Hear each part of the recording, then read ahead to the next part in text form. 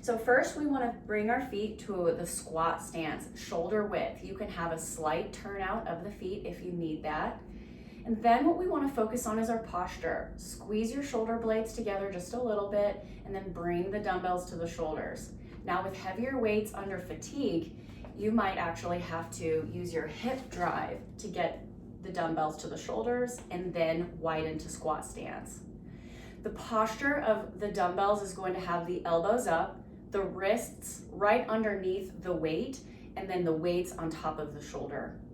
You're going to think about tucking the butt under, ribs pushing in, upright posture in the descent, and then a speed through that hip until we get to full extension.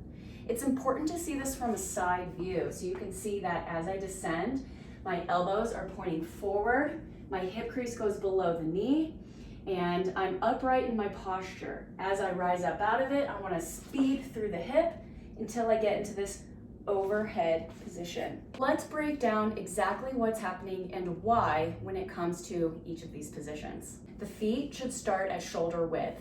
This is to allow the knees to go out, having access to the hip capsule for an upright posture. From a side view, it looks like this. Wide foot, upright posture. The knees have to angle out in this diamond shape. So before I make any movement throughout this, it's always knees first, getting rotation out of the hip. And then they track over the toes. We don't want those knees to cave in at any point, which is why I incorporate a lot of banded work and the targeted warm-ups to help activate those glutes and reinforce good positions. If your feet are too narrow, what's going to happen is we don't have access to the range of motion and we end up leaning forward. So if I have too narrow feet, I can't get the depth, so I end up trying to fold forward. The rack position of our dumbbells also matter a lot. I want you to think about your shoulders being in a good posture, meaning that we kind of squeeze these back muscles just a little, and then bring the dumbbells to the shoulders with the elbows up and slightly spread out. Now from a side view, you can see that I can maintain a better upright posture when my elbows are facing forward.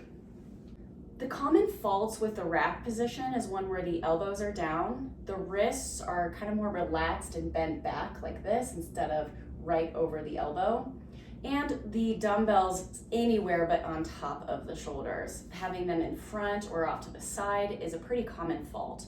To get into a good rack position, just focus on having your shoulder blades squeezed together, the dumbbells are square on the shoulder, and then the elbows are pointed upwards, so that way we are parallel to the ground from shoulder to elbow.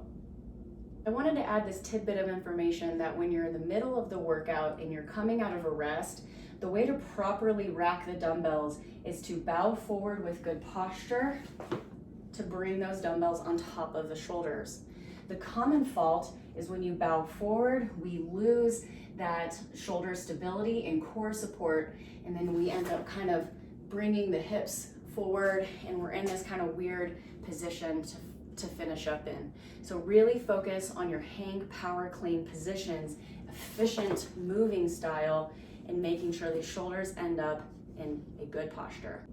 The hips are driving the dumbbells up, so essentially all of that squat to extension the dumbbells would get to here in weightlessness, you would just finish the press out.